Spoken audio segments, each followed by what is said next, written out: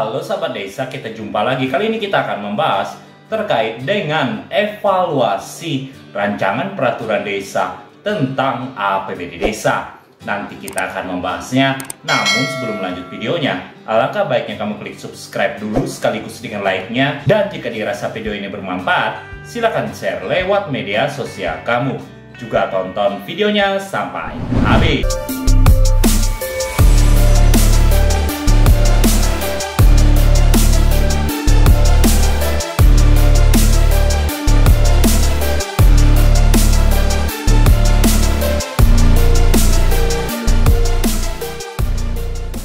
Oke, yang pertama kita akan berpedoman pada Peraturan Menteri Dalam Negeri Republik Indonesia Nomor 20 Tahun 2018 tentang pengelolaan keuangan desa, di mana untuk proses dilakukannya evaluasi APBD desa pastinya sudah ada proses sebelumnya, yaitu pembahasan dan penyepakatan rancangan peraturan desa tentang APBD desa antara kepala desa dengan anggota BPD. Nah, setelah pembahasan tersebutlah nantinya kepala desa akan membawa rancangan peraturan desa yang sudah dibahas dan disepakati bersama BPD tersebut kepada bupati atau wali kota untuk dievaluasi. Hal itu ada disampaikan di Permendagri 20 tahun 2018 yang kita lihat tadi pada pasal 34-nya. Ada dikatakan bahwa DS1 itu rancangan peraturan desa tentang APBD desa sebagaimana dimaksud dalam pasal 32, yang mana pembahasan dan penyepakatan dengan BPD itu sudah dilakukan di ayat 3, disampaikan oleh kepala desa kepada bupati atau wali kota melalui camat atau sebutan lain paling lambat 3 hari sejak disepakati untuk dievaluasi. Nah, berikutnya kepala desa akan membawa dokumen pendukung selain rancangan peraturan desa tentang APBD desa yang sudah dibahas dan disepakati bersama BPD yang nantinya akan disampaikan kepada bupati atau wali kota untuk dievaluasi. Dokumen pendukungnya itu ada disampaikan masih di Permendagri 20 tahun 2018 pasal 34 ayat 3-nya. Ada dikatakan bahwa selain rancangan peraturan desa tentang APBD desa, kepala desa juga melampirkan dokumen paling sedikit meliputi surat pengantar, rancangan peraturan kepala desa mengenai penjabaran APBD desa, peraturan desa mengenai RKP desa, peraturan desa mengenai kewenangan berdasarkan hak asal-usul dan kewenangan lokal berskala desa, peraturan desa mengenai pembentukan dana cadangan jika tersedia, peraturan desa mengenai penyertaan modal jika tersedia juga, dan berita acara hasil musyawarah BPD.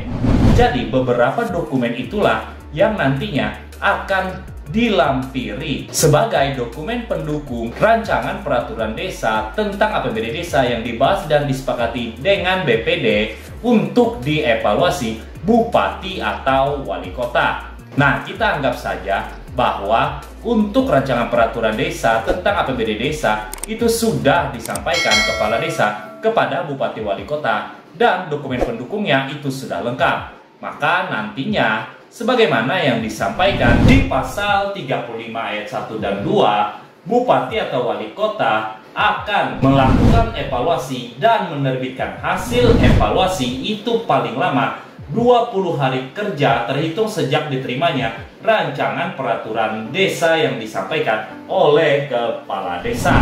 Nah, sekarang yang menjadi pertanyaan, apa saja yang dilakukan pada saat evaluasi oleh bupati atau wali kota? Jawabannya sendiri ada disampaikan di pasal 35 di ayat 4-nya. Nanti bupati atau wali kota akan melihat apakah rancangan peraturan desa yang disampaikan oleh kepala desa bersama dokumen pendukungnya itu sudah sesuai dengan ketentuan peraturan perundang-undangan yang lebih tinggi, kepentingan umum, dan RKP desa.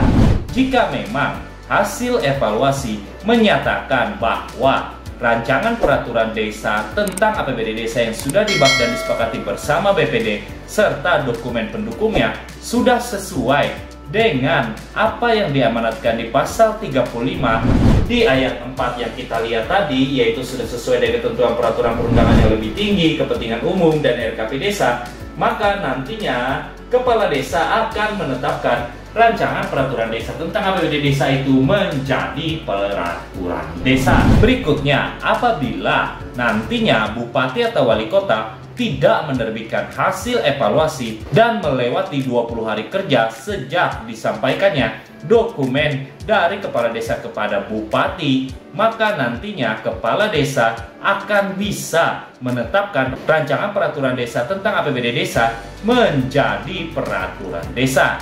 Hal itu ada disampaikan di pasal 35 pada ayat 3-nya. Ada dikatakan dalam hal bupati atau wali kota tidak memberikan hasil evaluasi dalam batas waktu sebagaimana dimaksud pada ayat 2, yaitu 20 hari kerja, maka rancangan peraturan desa dimaksud berlaku dengan sendirinya. Jadi kepala desa bisa menetapkan rancangan peraturan desa tentang APBD desa menjadi peraturan desa.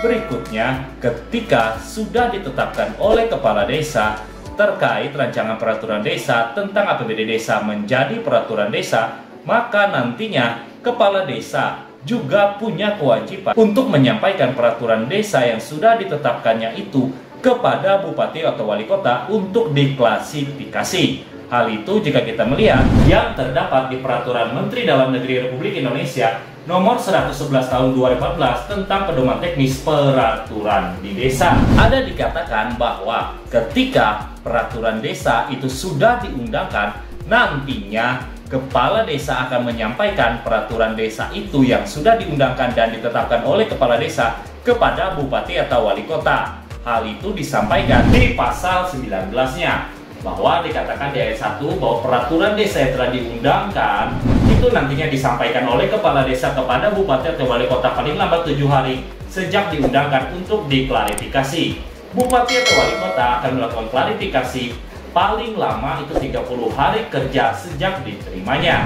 Dan ternyata ketika hasil klarifikasi bupati atau wali kota itu menyatakan sebagaimana yang disampaikan pasal 20 di Permendagri 111 tahun 2014 ini di ayat 3, bahwa peraturan desa tersebut bertentangan dengan kepentingan umum dan atau ketentuan peraturan perundang-undangan yang lebih tinggi, nantinya bupati atau wali kota akan membatalkan peraturan desa tentang APBD desa itu dengan keputusan bupati atau wali kota.